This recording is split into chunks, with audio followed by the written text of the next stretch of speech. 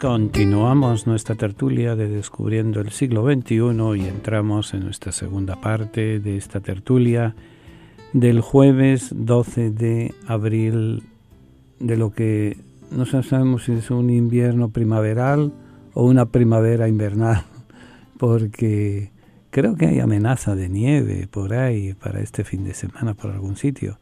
En fin, que el tiempo está revuelto y la vida está revuelta en ese sentido. Vamos a continuar, pero quisiera llamarles la atención sobre un tema que duele, que realmente entristece, y es la situación en Siria. Y miren, yo tuve el privilegio y la bendición de visitar Siria en mayo del 2001. El Papa Juan Pablo II, San Juan Pablo II, como preparación a las celebraciones del tercer milenio del cristianismo del año 2000, se propuso hacer los caminos de la fe, ir a visitar aquellos lugares en los cuales la fe, el Evangelio, la palabra de Dios habían tenido cierta resonancia. De hecho, intentó ir a Irak, me consta, por personas que estuvieron cabildeando, a las cuales me hicieron confidencias y demás. El Santo Padre quiso ir, pero a última hora, ante la situación política y social que había, se decidió no ir. Pero sí pudo ir a Siria, siguiendo los pasos de San Pablo, siguiendo los pasos del cristianismo. Recuerden una cosa muy importante: cuando decimos Tierra Santa, muchas veces nos confundimos y pensamos que es solamente las fronteras de Israel. Tierra Santa es Israel, es la actual Jordania, es el Líbano, es Babilonia, es Turquía, Turquía también, Irán, toda esa zona es Siria, donde se desarrolló nuestra fe cristiana y nuestra fe judía. Bien, se me presentó la oportunidad, fue una experiencia exquisita, una experiencia maravillosa, y de hecho volví con la intención de organizar un viaje a la otra Tierra Santa, Jordania, Siria, Líbano, Chipre. Pero fue en mayo del 2001, en septiembre del 2001, en septiembre 11, se acabó el mundo. Se acabó toda la tranquilidad y la pacificidad que había en aquella, y me quedé con las ganas de volver. Siria es un país grande, es un país importante, ha sido importante en la antigüedad. De hecho, aquí cabría la frase de Papandreou sobre Grecia, un país con un gran pasado y un incierto futuro. Ahora no sabemos qué es lo que está ocurriendo. Lo que sí sabemos que está ocurriendo es que van más de 500.000 de sirios asesinados. Y algunos de ellos hombres, mujeres, niños, ancianos y demás. ¿Qué está pasando? Es difícil de explicar, y es difícil sobre todo de comprender. Un pueblo educado, porque miren, es tiempo de que nos vayamos quitando la idea de que los países árabes, los países del Golfo Pérsico son unos ignorantes, son unos brutos, son unos incultos. Todo lo contrario. Son gente con una educación exquisita, y eso es lo que más duele, que gente con una gran educación, con una gran visión de pasado y de futuro, se lleguen a las situaciones que estamos llegando, de violencia, de destrucción, de limpieza étnica, de todo lo habido y por haber. Yo les digo, la semana y pico que estuve en Siria fue una semana de bendiciones, de descubrir un mundo nuevo, de descubrir incluso el mundo bíblico, como que le faltaba una pata para poderse completar en ese sentido. Pensé podía haberme quedado unos días más, pero bueno, el tren solamente pasa una vez en la vida. Y bueno, volvemos a Siria. ¿Qué ha pasado? Son muchos, entre todos lo mataron y él solo se murió, dice el refrán. No podemos decir fue esto, fue lo otro, fue lo de más allá. Simplemente investigando y buscando, podríamos decir que hay 7 grandes razones por las cuales hoy en Siria se ha convertido en la vergüenza del mundo. 500.000 de asesinados, más de 3 millones más de la mitad de la población de Siria en el exilio, en campos de refugiados. Pero a pesar de eso, a pesar de las penas y de las tristezas, el sirio común y corriente con el cual he tenido ocasión de conversar, tanto conversé en Siria y conversado con ellos en Jordania, tienen ilusión de volver. Se los miran los ojos y se ve la tristeza de haber perdido un país, pero se ve la ilusión de volver a su país, a reconstruir su país.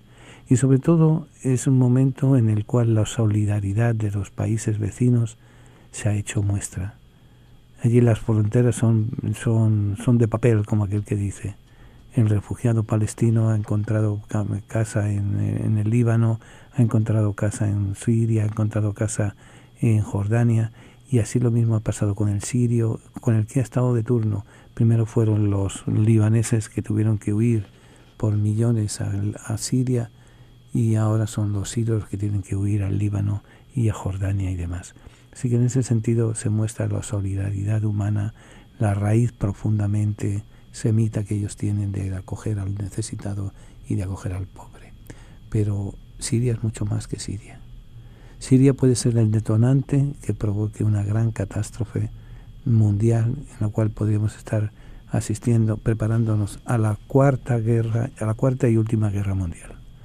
Porque con los armamentos y las tecnologías que tenemos se puede acabar con la humanidad 5, 6, 7 veces entera. No esperamos que la locura no llegue tan lejos. Pero hay, como diría, 7 motivos por los cuales preocuparse y reflexionar. El primer motivo, la situación actual antes de la guerra. Años antes de que el conflicto comenzara, muchos sirios ya se quejaban de un alto desempleo en el país, extensa corrupción, falta de libertad política, represión del gobierno. En marzo de 2011, un grupo de adolescentes que habían pintado consignas revolucionarias en un muro escolar en la ciudad sureña de Deraa fueron arrestados y torturados por las fuerzas de seguridad. O sea, no se permitía, había un ámbito, un clima de violencia y de destrucción y de pesimismo y de represión que por algún sitio tenía que explotar. Ahora, ¿cómo estalló la guerra civil? A medida que el levantamiento de oposición de los jóvenes se extendía, la represión del gobierno se intensificaba. Era una relación directa. Más represión, más manifestación. Más manifestación, más represión.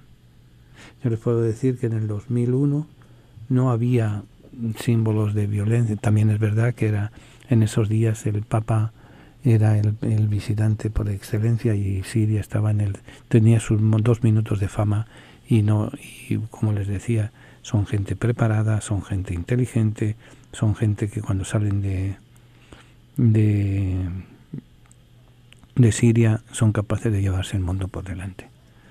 No perdamos de vista que el nivel educativo es muy alto en estos países. De hecho, con Irak ocurre otro tanto, se suele decir en la región.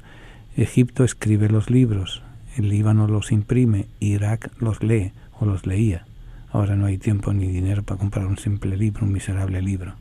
Pero son gente, y sí, en Jordania, como les decía hace unos momentos, cerca del 70% de la población adulta tiene un título universitario. Hay cerca de 30 universidades para una población de 8 millones de habitantes. 8 millones contando los refugiados, que son 1,5 millones más o menos. 1,5 millones, 2 millones. Ahora, ¿cómo estalla la guerra civil? El levantamiento de la oposición capitanado por los jóvenes se va extendiendo, se va intensificando la represión por parte del gobierno hasta que los opositores empiezan a armarse. Y en el momento en que empiezan a correr las armas, empieza el gran problema de Siria. Sí, el problema que estamos viviendo ahora. Llega un momento en que ¿quién es contra quién? El gobierno contra una serie de grupitos que en un primer momento no querían al ejército islámico porque eran fanáticos religiosos. Es difícil de entender el problema. El problema es que se enzarzaron a pelearse y hasta ahora están. Estuvo a punto el gobierno de Assad de caer y de desaparecer, pero intervinieron una serie involucraron potencias internacionales. Estados Unidos, Reino Unido, Francia y 6 países más se involucraron en la guerra. Hasta que entró Rusia. Y Rusia Recuerdo un editorial del New York Times de hace años, cuando estaban implicándose una columna de opinión, ¿no? Un editorial. ¿Por qué Rusia se estaba involucrando? Y estaba involucrándose por una razón táctica muy importante. Siria es un país muy importante para la cultura musulmana del Medio Oriente. Es un país llevado al ejemplo, llevado por muchos fanáticos como el lugar de, por así decir, la gran potencia musulmana, un islam sunita bastante moderado, y bueno, se veía como modelo. Resulta que en Rusia hay varias repúblicas islámicas. Lo que la antigua Unión Soviética estaba formada por varias repúblicas islámicas. Estas repúblicas islámicas son fanáticas. Hay cerca de 80 millones de musulmanes fanáticos en la antigua Unión Soviética. Rusia les tiene miedo.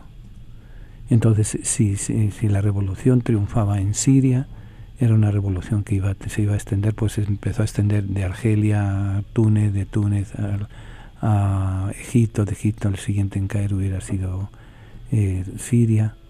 Entonces el mundo musulmán hubiera vuelto por sus anchas y había que pararle los pies. Y por eso Rusia se involucró.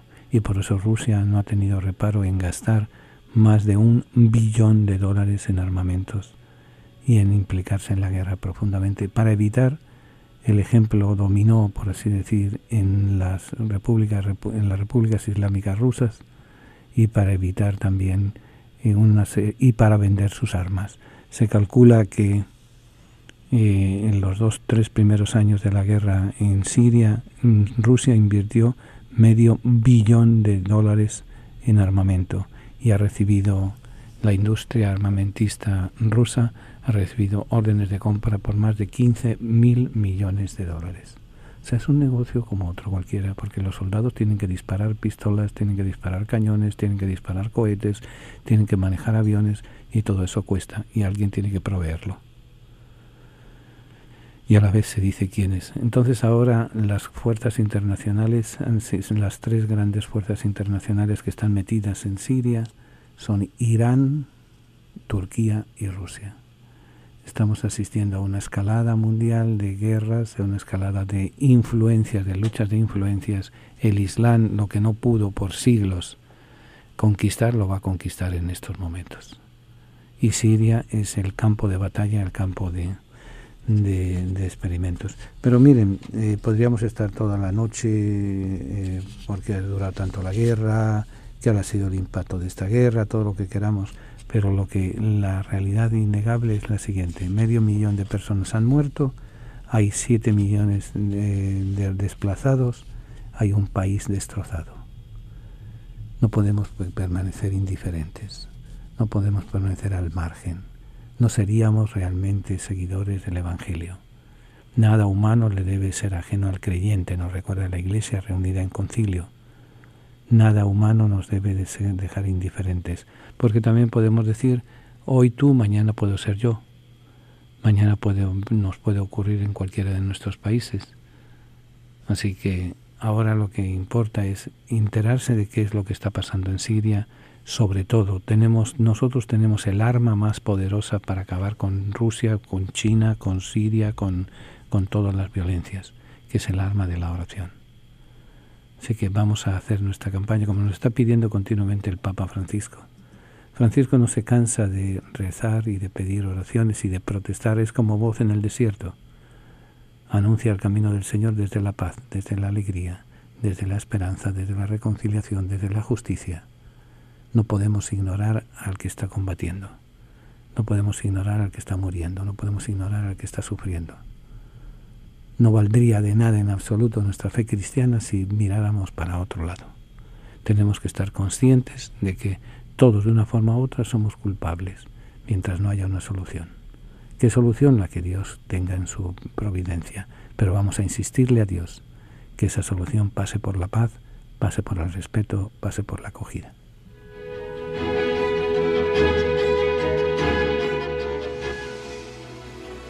Siempre tenemos necesidad de contemplar el misterio de la misericordia. Es fuente de alegría, de serenidad y de paz. Es condición para nuestra salvación. Misericordia es la palabra que revela el misterio de la Santísima Trinidad. Misericordia es el acto último y supremo con el cual Dios viene a nuestro encuentro. Misericordia es la ley fundamental que habita en el corazón de cada persona cuando mira con ojos sinceros al hermano que encuentra en el camino de la vida. Misericordia es la vida que une a Dios y el hombre porque abre el corazón a la esperanza de ser amados para siempre, no obstante el límite de nuestro pecado. Con estas palabras el Papa Francisco convoca a toda la Iglesia con la misericordia del Padre. Viviremos y sentiremos en la Iglesia el amor del Padre, la fraternidad del Hijo, la santidad del Espíritu Santo. Únete a la familia de Descubriendo el Siglo XXI para celebrar la gracia del Señor. Para mayor información, favor de comunicarse con las oficinas de Descubriendo el Siglo XXI, al apartado de correos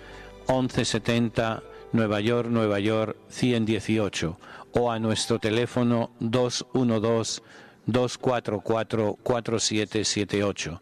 Estamos para servirles y para ayudarles. Venga a honrar al Divino Niño Jesús el tercer domingo de cada mes. Tendremos la celebración de la Santa Misa a las 2 de la tarde en la parroquia San Columba, ubicada en el 343 West de la 25 Street en Manhattan. Para mayor información, favor de comunicarse con nuestras oficinas al 212-244-4778, 212-244-4778.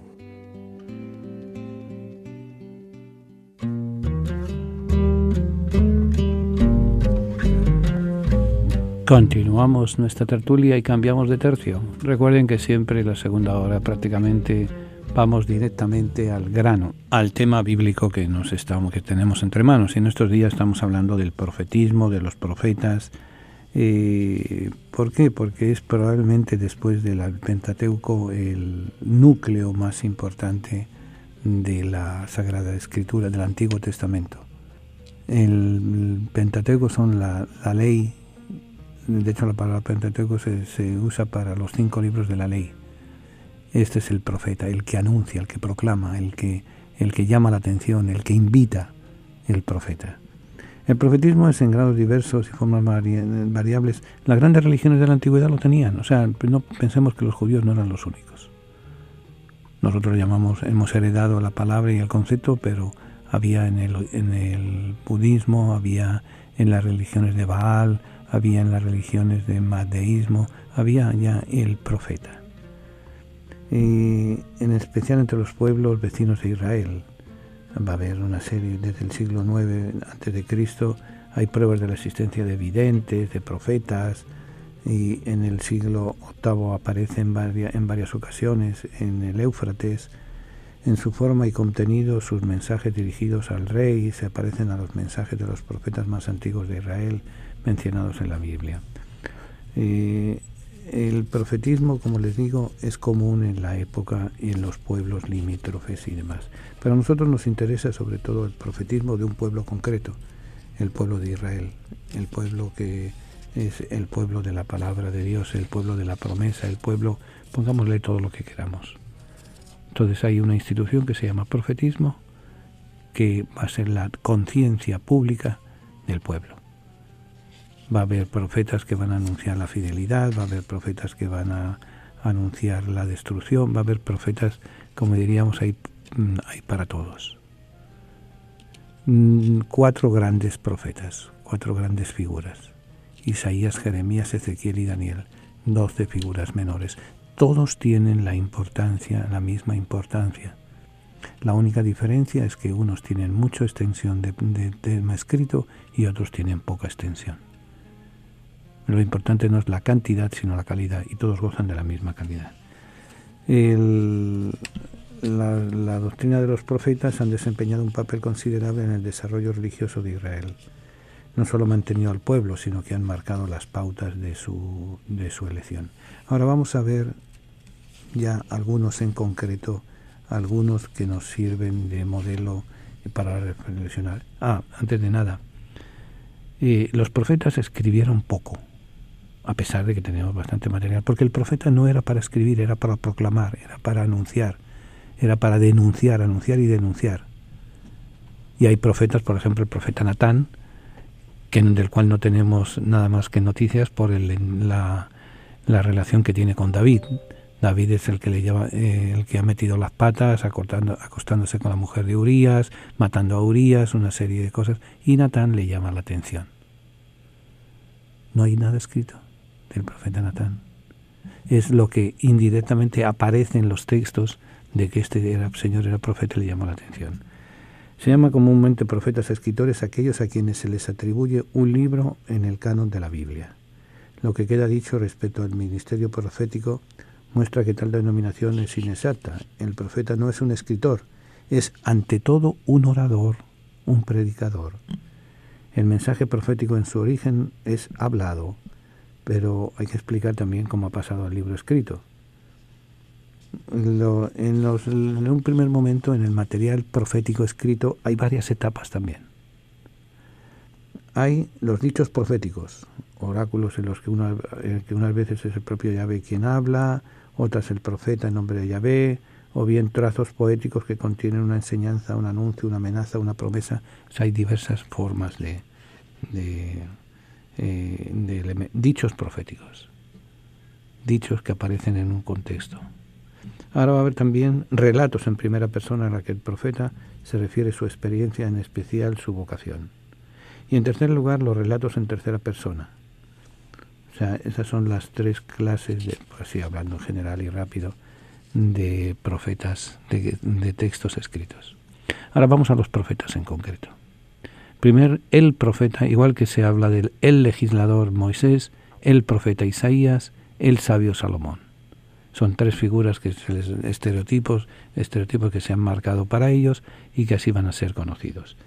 El profeta Isaías se cree que nació hacia el año 765 a.C., o sea, 765 y 2018, 2765 y 18, 65, 75, 75 y 83, 2183 años hace que nació Isaías. El año de la muerte de Ocías, de 740, escribió en el templo de Jerusalén su vocación profética, la misión de anunciar, recibió en el templo de Jerusalén, en una inspiración, la misión profética. Su misión profética es la misión de anunciar la ruina de Israel y de Judá en castigo de las infidelidades del pueblo. Esa fue su misión.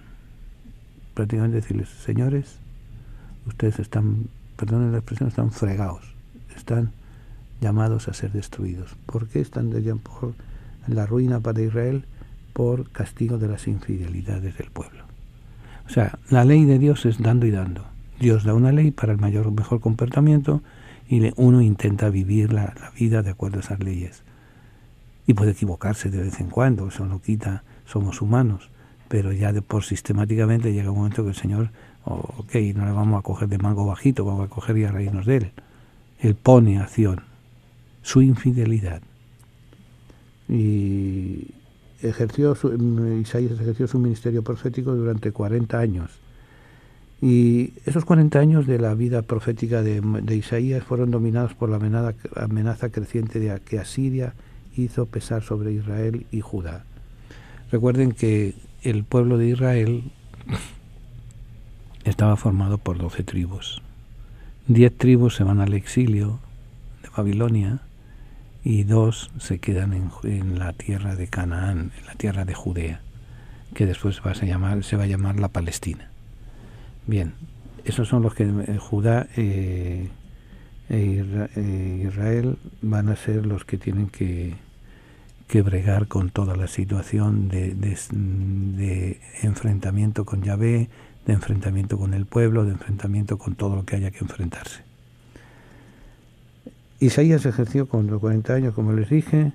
Se distinguen 4 periodos en los cuales se pueden distribuir los oráculos del profeta con mayor o menor seguridad.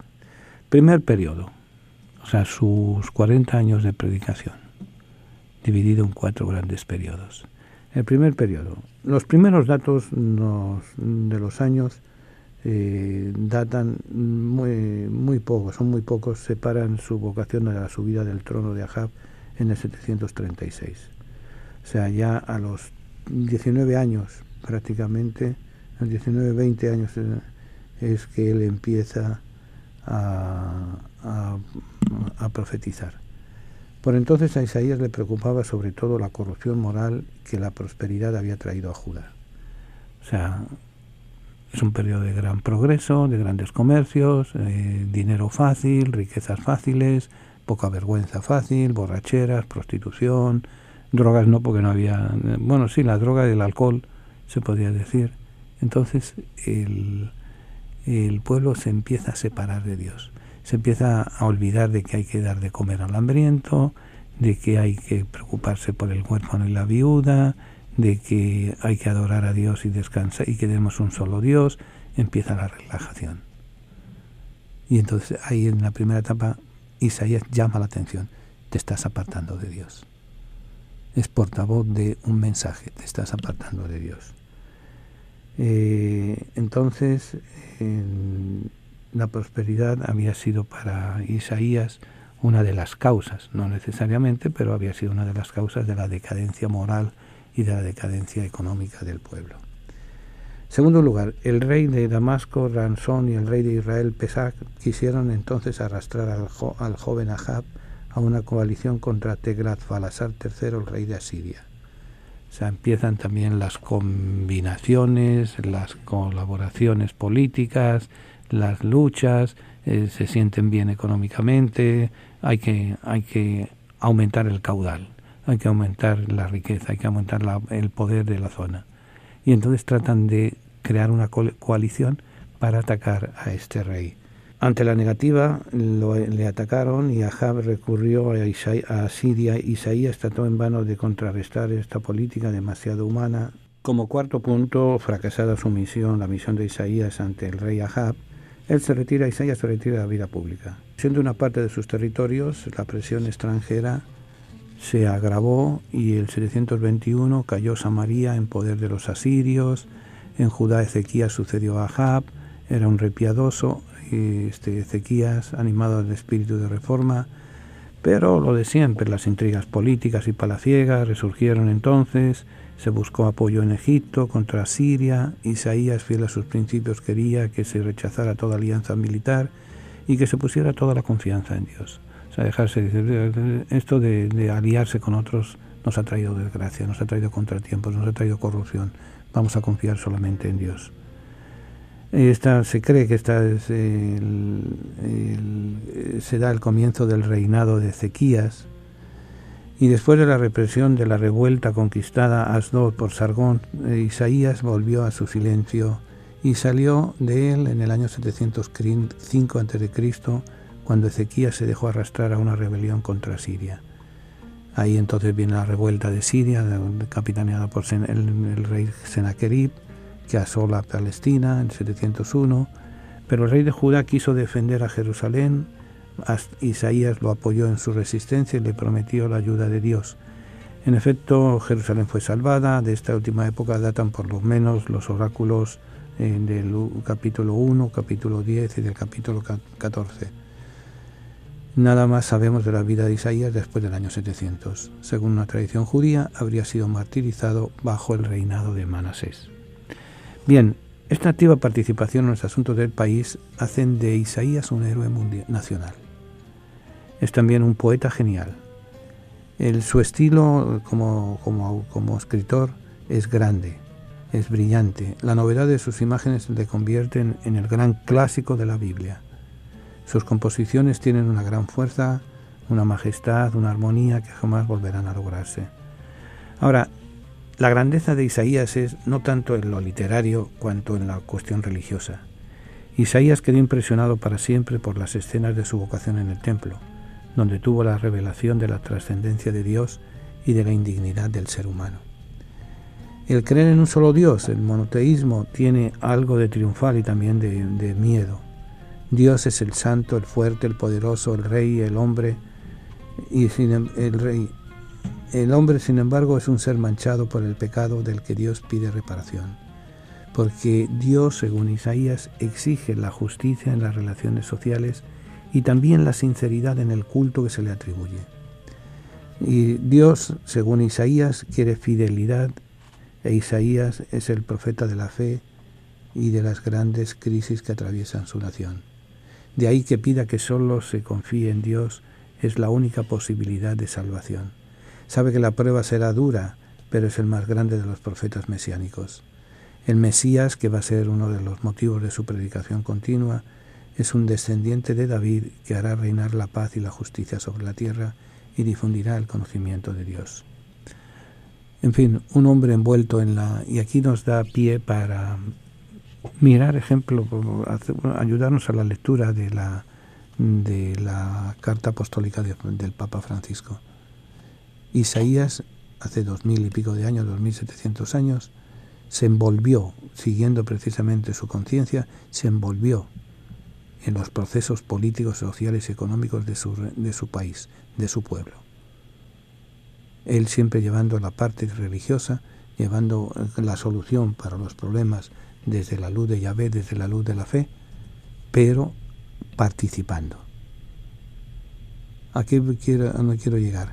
Es muy fácil decir que nos damos golpes de pecho, que no sabemos de memoria la Biblia, que nos hemos leído 20 veces, que nos emborrachamos con agua bendita. Es muy fácil decir que eso, pero no participamos en el mundo en el cual estamos viviendo. Dejamos que los otros hagan nuestro mundo. Isaías es el ejemplo contrario. Va a ser anunciador del mensaje de Yahvé, pero va a ser partícipe en la vida social, política y económica de su pueblo.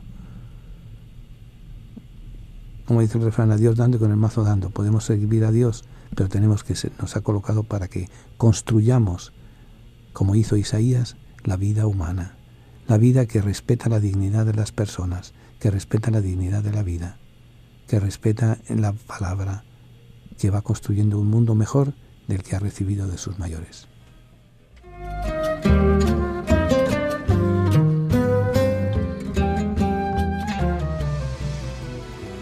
Siempre tenemos necesidad de contemplar el misterio de la misericordia. Es fuente de alegría, de serenidad y de paz. Es condición para nuestra salvación. Misericordia es la palabra que revela el misterio de la Santísima Trinidad. Misericordia es el acto último y supremo con el cual Dios viene a nuestro encuentro. Misericordia es la ley fundamental que habita en el corazón de cada persona cuando mira con ojos sinceros al hermano que encuentra en el camino de la vida. Misericordia es la vida que une a Dios y el hombre porque abre el corazón a la esperanza de ser amados para siempre, no obstante el límite de nuestro pecado. Con estas palabras el Papa Francisco convoca a toda la Iglesia con la misericordia del Padre. Viviremos y sentiremos en la Iglesia el amor del Padre, la fraternidad del Hijo, la santidad del Espíritu Santo. Únete a la familia de Descubriendo el Siglo XXI para celebrar la gracia del Señor. Para mayor información, favor de comunicarse con las oficinas de Descubriendo el Siglo XXI, al apartado de correos 1170 Nueva York 118 o a nuestro teléfono 212-244-4778. Estamos para servirles y para ayudarles. Tiene ya su Biblia, la colección de libros que han marcado la historia de la humanidad en los últimos 25 siglos. Si aún no posee una Biblia, nosotros podemos ofrecérsela a un precio módico, tanto en inglés como en español, o incluso bilingüe.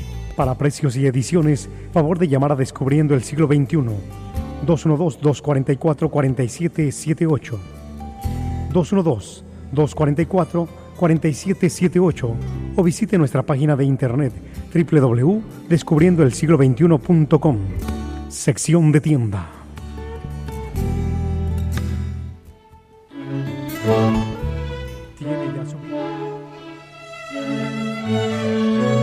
Continuamos nuestra tertulia de Descubriendo el Siglo XXI y continuamos hablando de Isaías, el genio religioso de una magnitud grande. Obviamente va a dejar una huella profunda en su época, y no solamente deja huella por su experiencia personal y por su testimonio personal y su respeto y demás, sino que crea escuela. Se conservaron sus palabras, se le añadieron otras que se le atribuyeron a él. El libro que lleva su nombre es el resultado de un largo trabajo de composición cuyas etapas es difícil establecer en su totalidad. El plan definitivo recuerda un poco el plan de Jeremías y el plan de Ezequiel. Los 12 primeros capítulos nos habla de oráculos contra Jerusalén y contra Judá. Los 10 siguientes, del 13 al 23, oráculos contra las naciones. Del 24 al 35, promesas. Pero no se trata de un plan rígido. Por una parte, el análisis ha demostrado que el libro seguía de una manera imperfecta el orden cronológico de la biografía de Isaías. Isaías se formó a partir de varias colecciones de oráculos, el libro de Isaías. Algunos se remontan al profeta mismo, por ejemplo, oráculo 8, verso 16, oráculo 30, verso 8. Sus discípulos inmediatos o remotos reunieron otros conjuntos, añadiendo a veces las palabras del profeta o añadiendo otras. Los oráculos contra las naciones, por ejemplo, agrupados en los capítulos 13 al 23, recibieron piezas posteriores, en especial 13-14, contra Babilonia. Adiciones más extensas son el Apocalipsis de Isaías, cuyo género literario y doctrina no permiten situarlo antes del siglo V a.C., una liturgia profética según el Éxodo, un pequeño Apocalipsis que depende del segundo Isaías. Finalmente se pone en un apéndice el relato de la acción de Isaías durante la campaña de Senaquerib. Formato tomado todo ello con la inserción de un salmo después del exilio puesto en labios de Ezequías. Ahora, el libro de Isaías recibió todavía añadidos más considerables. Por ejemplo, los capítulos 40 al 55, 15 capítulos, no pudieron ser elaborados por el profeta del siglo octavo. No solo no se nombra jamás en ellos a Isaías, sino que hasta el marco histórico es posterior a él en un par de siglos. Jerusalén ha sido tomada, el pueblo se halla cautivo en Babilonia, Ciro aparece ya en escena, Ciro es el rey de los persas y será el instrumento de la liberación. Sin duda la omnipotencia divina podría trasladar al profeta a un futuro remoto, arrancándole del presente y cambiar sus imágenes y sus pensamientos, pero esto supondría un desdoblamiento de su personalidad y un olvido de sus contemporáneos, a quienes será enviado, como nos dice la palabra de Dios, y no hay parecidos en la Biblia. O sea, ¿qué quiero decir con esto? Que los alumnos de la escuela de Isaías siguieron escribiendo y siguieron atribuyéndole a él, y aparecieron textos como si fueran escritos por él. Es como, por ejemplo, se usaba la costumbre que todavía hoy en día, que un maestro a lo mejor no sabía leer y escribir, pero sabía narrar, y sus alumnos copiaban, y lo que copiaban era del maestro, era del profeta, era del líder, aunque no supieran leer y escribir, pero eran del líder. Cuando morían se seguían escribiendo cosas del líder. No es el caso de Isaías en el sentido de que no sabemos si él sabía leer o escribir, pero sí es caso de que al terminar su vida terrena, sus alumnos siguieron, la gente que se reunió en torno a él, que conocían su pensamiento o que creían conocer su pensamiento, fueron añadiendo material. Y entonces se conoce como el gran Isaías. De hecho, Isaías, el libro de Isaías, es el libro más largo de toda la Biblia. De los 73 libros, el libro más extenso, creo que son 65 capítulos, van a ser escritos por Isaías. Van a tener el nombre de Isaías. Predicó en Babilonia entre las primeras victorias de Ciro en el 550, permitían presagiar la ruina del imperio babilónico y el edicto liberador que autorizó, etc. El tema principal de los oráculos del capítulo 1 al 39 contenían amenazas y estaban llenos de alusiones a los acontecimientos de los reinados de Ahab y de Ezequías. Los de los capítulos 40 y 50 se apartan de este contexto histórico y tratan de consolar. El juicio ha concluido con la ruina de Jerusalén, el tiempo de la restauración está cerca. Será una renovación completa y se subraya este aspecto con la importancia que se da al tema de Dios, creador único al de Dios Salvador. En fin, Isaías es el profeta, va a vivir en un determinado momento, va a escribir. Siempre tengamos en cuenta una cosa muy importante, tanto en Isaías como en los otros profetas. Todos sus oráculos, para entenderlos, hay que entender el sustrato cultural, político y económico y religioso. No son oráculos, no son enseñanzas tomadas de las nubes. No es como decía un amigo mío, que muchas veces damos respuestas a preguntas que nadie se hace. O sea, él está dando respuestas a preguntas concretas. teniendo en cuenta el medio ambiente político, militar, social, económico en el cual está escribiendo. Entonces es una lumbrera, es una luz, y va a morir y van a seguir sus alumnos en ese sentido. Por eso la obra de la crítica es difícil, porque hay que distinguir qué es de genuina, auténticamente y genuino de Isaías o qué es de sus alumnos. No quita que sea palabra de Dios, eso no impide el decirlo. Lo que importa es saber distinguir. Y alguno dirá, ¿es trampa? No, era un método muy utilizado en aquella época. Estamos hablando de 2500 años antes de Cristo, después, no en total. O sea, 700, 800 años antes de Cristo, 2000 años antes de nosotros. Eso de los derechos de autor, eso era un cuento chino. Se podían atribuir y demás. Por eso es la dificultad de saber qué obra es genuina, auténtica, real, o es obra de sus alumnos, que no quita de ser palabra de Dios. Lo importante no es quién lo ha escrito, sino quién lo firma. Ahí es donde viene la diferencia. E Isaías juega con eso. Por eso, vuelvo y le repito, la obra de Isaías es de las más extensas del Antiguo Testamento.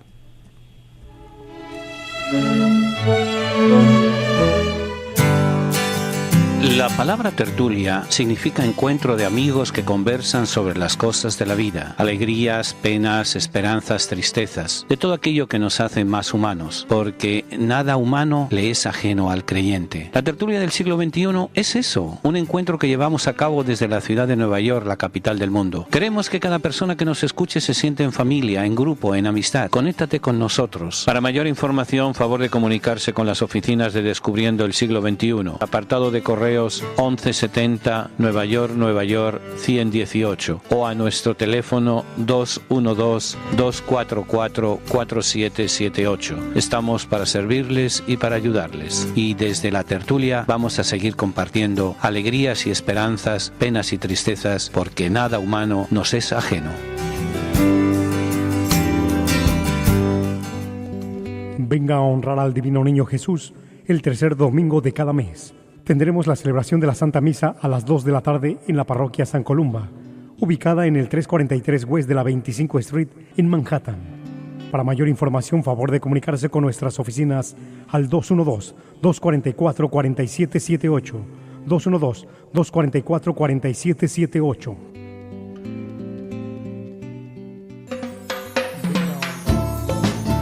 Continuamos nuestra tertulia y antes que se me olvide, ya que nos queda poco tiempo, no se olviden de que este domingo es tercer domingo del mes de abril.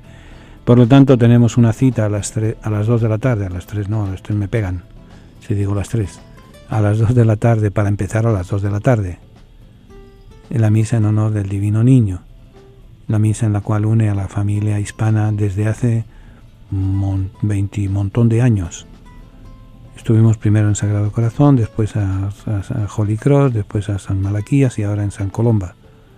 Y después, donde Dios diga, nosotros estamos a merced de lo que Él mande, a merced de lo que Él nos decida. No tenemos esa confianza, se ha portado bien con nosotros hasta el momento, así que ¿por qué vamos a cambiar de planes? Él nos da la libertad de cambiar de planes, pero estamos a gusto donde estamos y cómo estamos. Así que si puede asistir, que tengan por supuesto nuestros hermanos privados de libertad, que van a tener un recuerdo especial en esa misa.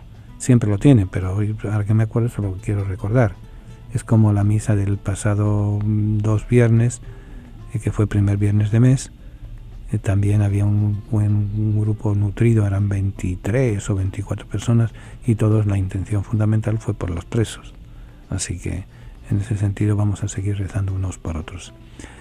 Vamos a concluir Isaías, porque después ya Jeremías, si lo empezamos a dejarlo para el jueves que viene, si Dios permite, si estamos vivos. Isaías es la última parte de su libro, ha sido considerada como la obra de algún otro profeta que se le ha llamado el tercer Isaías. ¿Qué ocurre? Ocurre lo siguiente. Bajo el nombre de Isaías aparece una obra de 60 y pico, 70 capítulos, 66 capítulos me parece que son.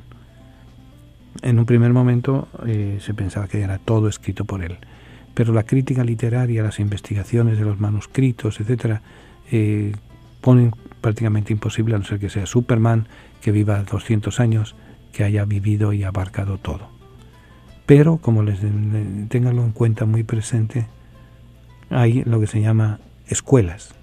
Isaías va a ser uno de ellos, que sus discípulos van a continuar o van a hacerle los escritos y después que ha muerto van a continuar escribiendo como si fuera Isaías. Por ejemplo, cuando el presidente Obama era presidente, cuando el presidente Bush era presidente, él hacía sus discursos, discurso de Estado de la Nación, discurso de esto, él no los escribe, él da las pautas a los escritores que tienen a profesionales y ellos preparan los discursos. Pero el discurso es del presidente fulano o mengano. Con Isaías ocurre lo mismo, como va a ocurrir con San Pablo.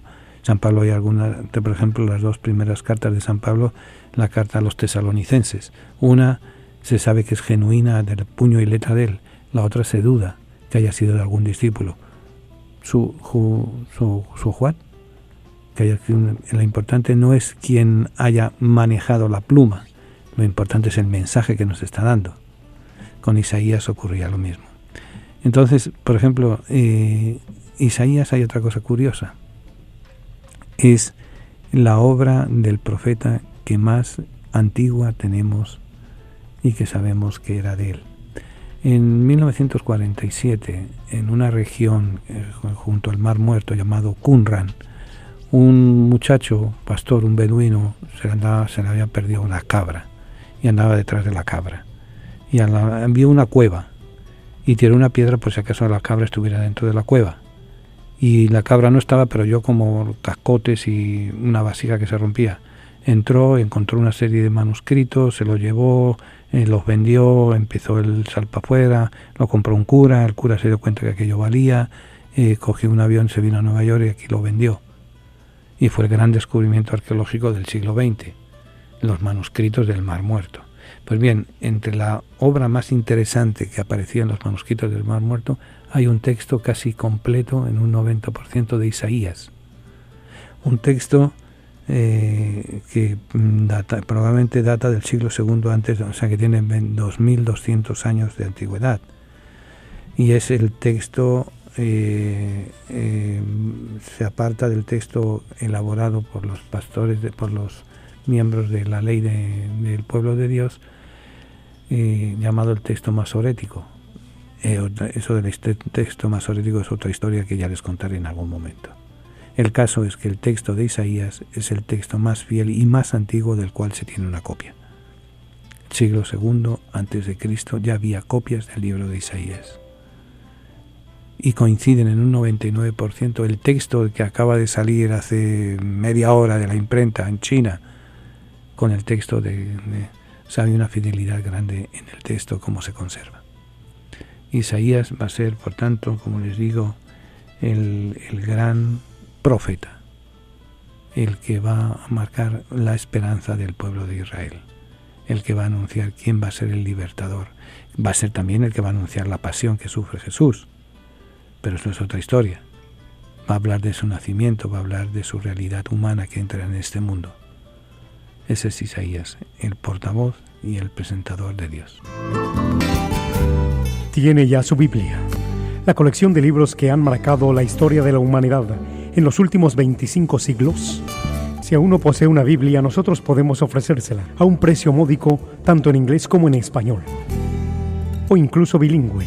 Para precios y ediciones, favor de llamar a Descubriendo el Siglo XXI, 212-244-4778, 212-244-4778, o visite nuestra página de internet www.descubriendoelsiglo21.com, sección de tienda. Oración del diezmo. Recibe, Señor, mi ofrenda. No es una limosna, porque no eres mendigo. No es un aporte, porque no lo necesitas. No es el resto que me sobra que te ofrezco. Este monto representa, Señor, mi reconocimiento y mi amor, pues si lo que tengo es porque tú me lo diste, Señor. Amén.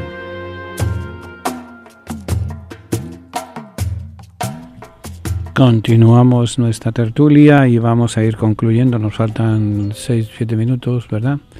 Y quiero recordar entonces, al terminar nuestra tertulia de hoy, varios avisos. En primer lugar, este domingo tenemos la misa en honor del Divino Niño, donde nos juntamos para rezar, para compartir, como les decía antes, son ya 27 años en los cuales nos vamos reuniendo para darle gracias a Dios por la vida, por la alegría, por las penas, por las tristezas, por las esperanzas, por todo lo que es el paquete de la vida. Así que les invito. Lamentablemente nuestros hermanos privados de libertad no pueden participar. Si tuviéramos dinero, poderoso caballero don dinero, comprábamos un espacio para tener la misa en los domingos, pero no hay dinero, punto. Y hablando de dinero, pues miren, les pido una ayuda.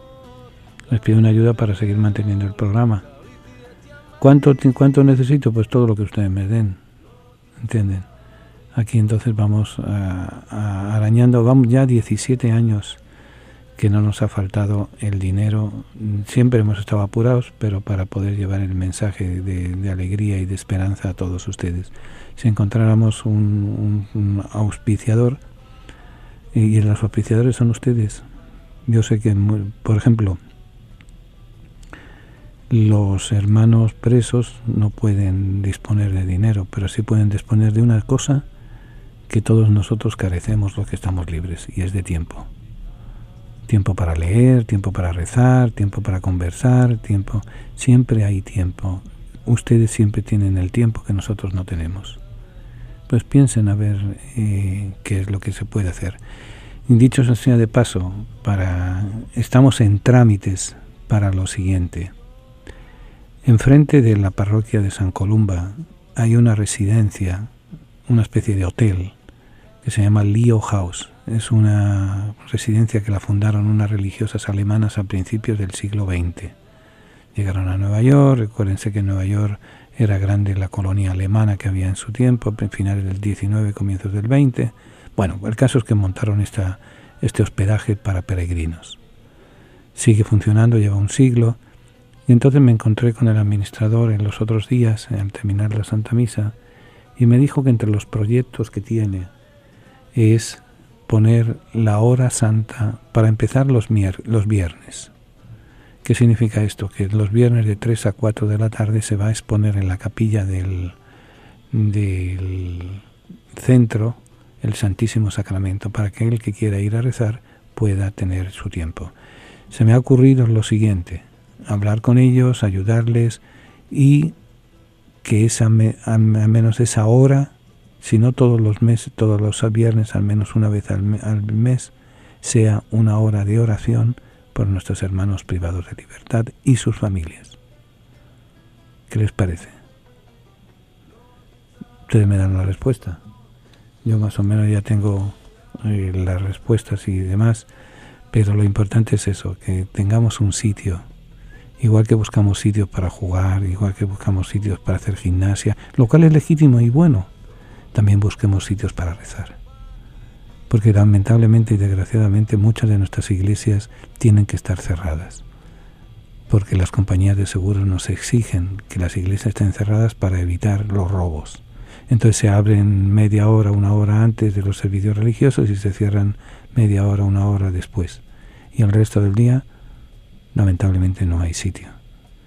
Entonces hay que ir buscando estos sitios protegidos en los cuales haya lugar y espacio para poder rezar. Lo mismo digo para los presos que para las intenciones que ustedes deseen y tengan presentes. Por eso, ayúdennos con ese proyecto. Ayúdennos con mantener el programa. Ayúdennos con los seminarios. Ayúdennos con los viajes. Ayúdennos, punto, en lo que puedan. Yo sé que lo más barato para ustedes, pienso, es que recen por nosotros, y es lo más eficaz. Así que pedimos por su ayuda. No olvidemos, como les decía, los dos viajes que tenemos pendientes, a China y a Israel. El de Israel es el primero, es en el mes de junio 29 a julio 11. El de China es octubre 9 al 22. Allí vamos a compartir y a descubrir un mundo nuevo, no les quepa la menor duda. Nuestra dirección de correos: Descubriendo el siglo XXI, P.O. Box 1170, New York 118. Repito, Descubriendo el siglo XXI, P.O. Box 1170, New York 118. Y el teléfono el 212-244-4778. Repito, 212-244-4778. Y ya nada más, nos faltan un minuto, simplemente desearles que sean felices. La vida es demasiado corta. Cuando nos vengamos a dar cuenta ya estamos en la funeraria. Mientras tanto, podría haber hecho, deja para cuando tenga tiempo, deja ese libro para leerlo, deja ese viaje para hacer, deja esa visita para ir, deja que me reconcilie con mi hermano, con mi vecino, con mi amigo, ya tendré tiempo, hoy no tengo tiempo. La vida es corta y solamente el tren de la vida pasa una vez en la vida. Cuando nos vengamos a dar cuenta nos van a estar pidiendo cuentas de los talentos que nos han dado y qué hemos hecho con ellos. Y esos talentos pasan por compartir las alegrías y las esperanzas, las penas y las tristezas de los creyentes en Cristo, porque, como nos recuerda el concilio, nada humano nos es ajeno. Que nada humano nos sea ajeno, que ayudemos a vivir, que ayudemos a amar, que ayudemos a compartir. Hasta el próximo jueves, si Dios quiere. Que Dios le bendiga. Señor, nuestros hermanos a los que tú amas están encarcelados. Ten compasión de todos los presos y socórrelos. Si es posible que sea llevadero para ellos este cáliz, pero no se haga nuestra voluntad sino la tuya. Haznos sensibles a las necesidades de nuestros hermanos encarcelados y haznos comprensivos con sus limitaciones. Ayúdanos a hacerle más llevadera la sentencia. Señor, a los que amas están encarcelados. Toda su familia está también sufriendo. Haz que nunca pierdan la confianza y la esperanza en ti. Amén. Hasta el próximo jueves, si Dios quiere. Que Dios les bendiga.